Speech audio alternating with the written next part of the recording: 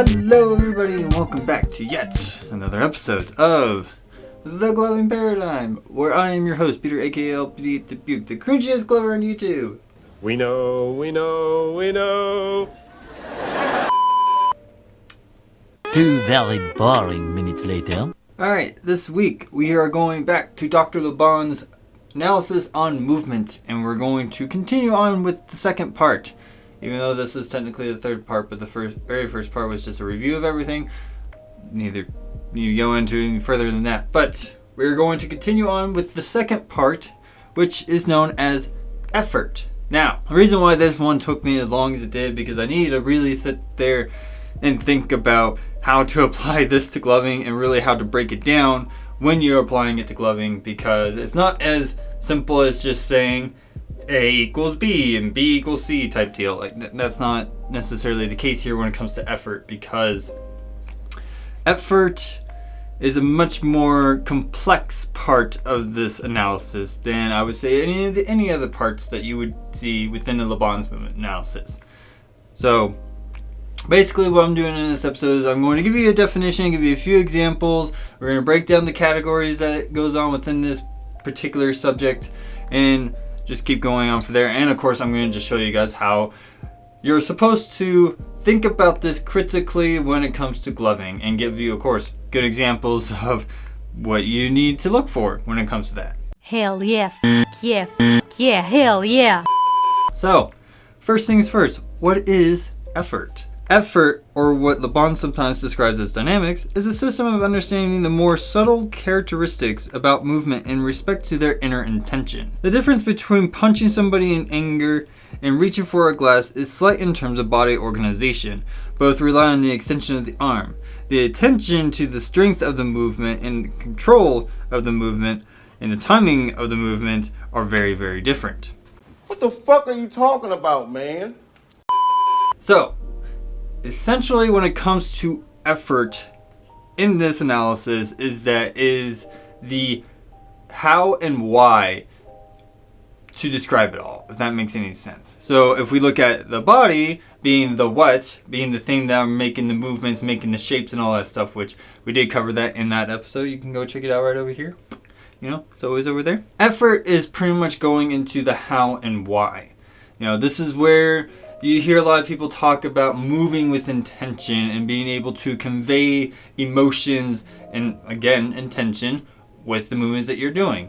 Again, with the example that they give us, somebody punching in anger and somebody reaching out for a glass still does the same thing, essentially, of extending the arm, but your intention behind this movement that you're doing is very, very different. And that's where the subtlety comes into play. Well, gosh. That's essentially what you need to understand is when it comes to effort and movement, you have to understand the intention behind creating that movement. You know, when it comes to like a finger roll, what is the intention of making a finger roll? You know, when it comes to tutting and moving about the grid, what is the intention about using the grid and moving about the space? That's what effort is asking. That is what it's going to examine and what it's going to define. So effort has 4 subcategories. These are known as effort factors. This is the stuff where it gets really, really confusing, but I will try my best to make it understandable. Of course, there is this lovely little graph right here. Go check it out. This is what it looks like. There's other graphs out there when it comes to this particular section of the LaBan's movement analysis that a lot of people have come up with. Doesn't make any sense to me. Not really, but you know, I'm not a dance major or a psychology major, because if you guys remember what this stuff is all about, this actually applies to a lot of different things. It applies to acting, dancing, psychology, arithmetic, things like that. It's kind of crazy how people think about it. Okay. But okay, so you have 4 factors. You got space, you got weight, you got time, and you got flow. Okay, now there are different elements that come into play when it comes to these 4 categories. You know, whether it is a fighting polarity or an indulging polarity. Why they're called that way, don't know. I'll try to understand it. If you understand it, please let us know in the comment section below. We like to teach here. Whatever you say, Stone Cold Steve Austin. I don't know why I just said that. Doesn't make a lot of sense, but gotta stand by it. But you have things like a direct and indirect polarity when it comes to space. You also have strong and light being associated with weights. You have sudden and sustained, which if you think about some of these words when you are applying it to movement, it makes some sense. When it comes to something being light, you have something that's very essentially light. Something that's very direct or indirect is talking about things that are just extremely obvious, or something that just takes a little bit more thought. It's a little bit subversive to the original expectation of movement. Of course, timing makes a lot of sense. Quick is something that's just done very quick. Sustain is where you're accentuating the things. So a good example is if you look at a whip. If you want to do a whip quick within the time parameter, you just do it really quick. But if you want to have a sustained whip, you do it all nice and slow. You bring it out and you exaggerate that movement. All right, that's how you're going to look at these things to make sense. Now, one of the things that's been pointed out in this analysis is that when it talks about the fourth category being flow, and it's very interesting here. So basically, what you need to understand is that flow, on the other hand, is responsible for the continuous and ongoingness of motions.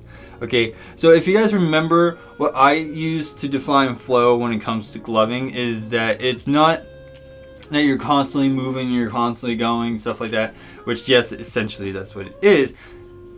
But if you remember how I define it, is everything that you're doing that just makes sense as you keep going along. It's just like how my mom talks about with her writing, with her work, is that a lot of the judges and a lot of the other opposing parties, when it comes to other law firms, they're able to sit there and just read right through her work because it just carries them through it. So flow here in this example as well is literally how you flow your movements together and keep that constant stream of thought. Nobody has to work to understand why you're doing the things that you're doing. You are essentially being able to carry your audience with you in your movements. Now, LaBan named the combinations of the first three, which is space, weight, and time, the effort actions or action drive. Why he calls them that, I'm not really entirely sure, but these are things that we have to understand. Now, the 8 combinations are descriptively named float, punch or thrust, because some people call it thrust, glide, slash, dab, Swabble, double, glibber, glubber, scribble, swap, glub. Dibble, double, shrivel, shrubble, glibber, glub, swap. Swabble, double, glibber, glubber, shrivel, swap, dab. Dibble, double, shrivel, shrubble, glibber, swap, glub.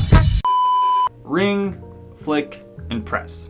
Now, one of the things I'll definitely sit here and say is when it comes to these descriptions or these descriptive words, the movements that you're moving in the intentionality is what is going to define or fit in these little combinations. Are there more than one of these things or more than what has been presented here? Most likely, but these are what LaBan came up with initially. Okay, so you have to sit there and think about where these come into play. When it comes to flick, a whip is a perfect example of flicking. Not only that, you also have flails that come within tuts. You have constant move, but then you also have flails that also be used as a flick. Stuff that I do a lot with my king tutting is I use that flail flick to move into different positions. Okay, so that's where you're going to have to understand when it comes to effort and where these descriptives come into play. Things like float. Does it look like it's floating? Does it appear to be floating? That's where you're going to get that idea from. Or that's where that description is going to fall into place. So things of that nature. Now, when it comes to certain other little elements within effort, some people are going to look at bound and free, but I don't really understand this stuff. Well, a good example of bound, in my opinion, is using the grid. So isolations is a very good description of a bound movement. You have something that is a point that you are isolating. You isolate this point and move around it. Not only that, isolations can also be used to create the illusion of movement with that things moving in place. Now, to me, I look at that as, as a free movement because everything looks like it's moving even though you're keeping it all in place. But as you start to understand where these come into play, that's where you're going to make sense of it all. Right, yeah, got it. Now, there are different combinations of effort And it's one of those things that it takes a lot more time to really get into, but to quickly summarize this is that while the individual motion factors of space, time, weight, and flow may be observed, usually they will appear in combinations.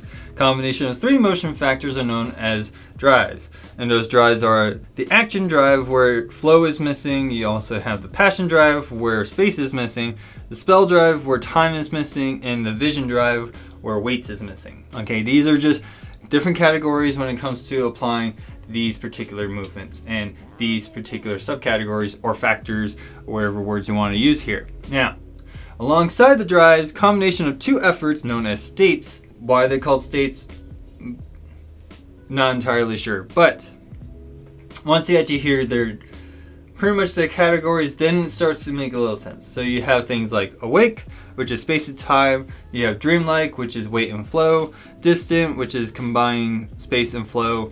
Near/within, which is time and weight. Stabile, which is space and weight. And labile or mobile, which is combining time and flow. So these are just different categorizations within effort. But the ultimate thing you need to remember when it comes to effort is the how and why.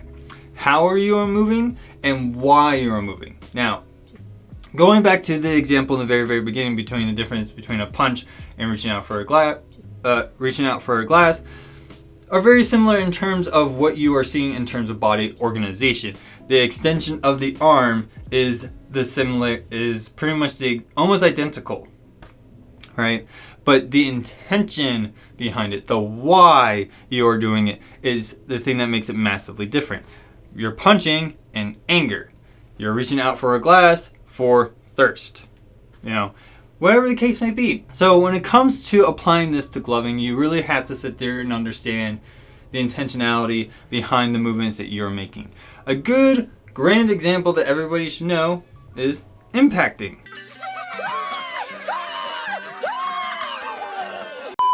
So when it comes to impacting is a style within gloving that is probably what I would say is the strongest form of showing effort.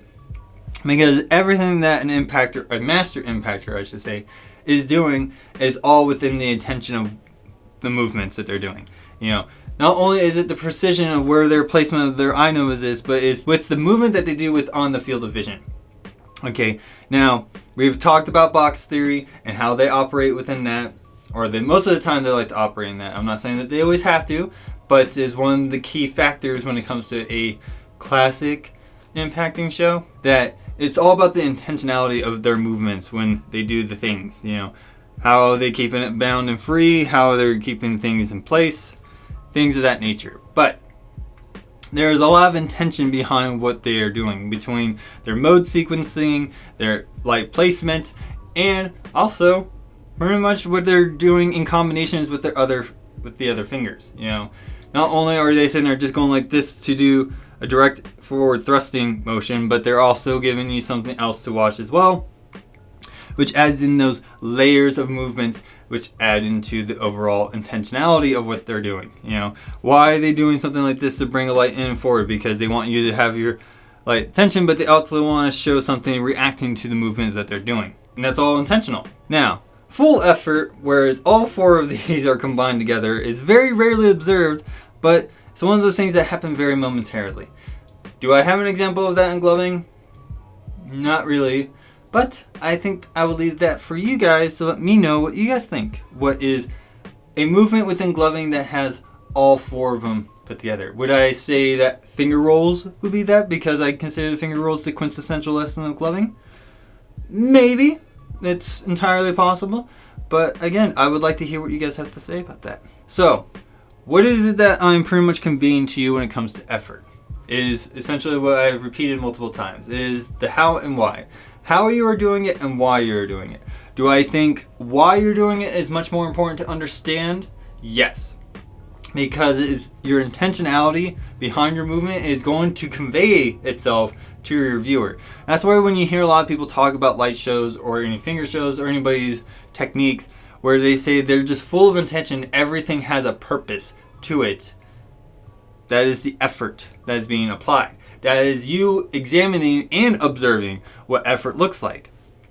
Okay, so I think that pretty much covers everything I needed to cover in this episode. I know this sounds a little convoluted and weird. It is, because it's much more complicated and you have to break it down a lot further. But the way to take effort and examine it when it comes to gloving is literally how a glover is doing their movements and their techniques, but more importantly, why they are doing it and what it accomplishes. So look at like how platforming moves about the space and uses the grid to move about the space. That is its how, and why it's moving about the space is because they're trying to convey that image that they want to convey to you, and also have that disruptive field of vision that they're going for, while also conveying that 2D image. So there is your how and there is your why. Okay? Now with impacting, of course, I already went through it, is with the uses of their light and how they're placing it and the precision that they have in order for them to convey what they're trying to convey. You can also probably extend it to conjuring to some extent. However, a big difference between like what impacting is doing, which is its precision and direct movement, conjuring does it a little bit more indirectly, because they like to use distraction, misdirection, and surprise with sleight of hand. That's where they get all the magic trick terminologies in play with theirs. So that's how I would hope you guys will start to examine gloving within movement analysis like this, because effort encompasses so much and there's so much subtlety within effort that it's not just something that I can sit here and just talk about within a few minutes and you guys should be able to understand. It's something that you will have to apply rigorously over time as you're going with it. That's where you actually have people who are able to break down certain concepts much more easily, is because they can understand the how and the why behind it. Now, is there only one or two ways to have a why within your movements? No, there are an infinite number of possibilities of going within that. And of course, this analysis only covers a few of them, and it's only like the surface level of talking about it. So I think that covers everything I need to cover in this episode. I certainly hope you guys enjoy what I had to say. If you guys have any questions for me about this particular subject matter, you have the various social media outlets you can hit me up at. They're all linked in the description below. Of course, you also have the comment section. It's down there. I do read those and I do try to comment and reply to those as much as I possibly can, even though I have a lot on my plate. But you know what? That is the life of a content creator. Other than that, if you guys like what I'm doing, please help me out by liking, sharing, and subscribing, because it's absolutely free. It does not cost you any money whatsoever to do that, and it does help my channel grow and get more visibility out there. Of course, if you want to go even further than that and help me out by making better content, you do have the wonderful opportunity to donate to me at my Ko-Fi. Yes, it is set up for one-time donations. You can even donate as little as $1 to help me out. Trust me, any money helps me out immensely, because then I'm able to do a lot of other things. Like I can review other products that I know some people have been asking me to do, which I definitely want to do. I also want to try to get some more interview stuff set up and all that stuff, but things cost money. So if you want to help me out, you have the Ko-Fi right there. Please donate to my Ko-Fi so I may continue to listen to lo-fi. But other than that, that is all for my episode. Once again, thank you guys so much for watching. I absolutely love you guys. But I am your host, Peter, aka LPD Dubuque, and I'll see you guys all next week.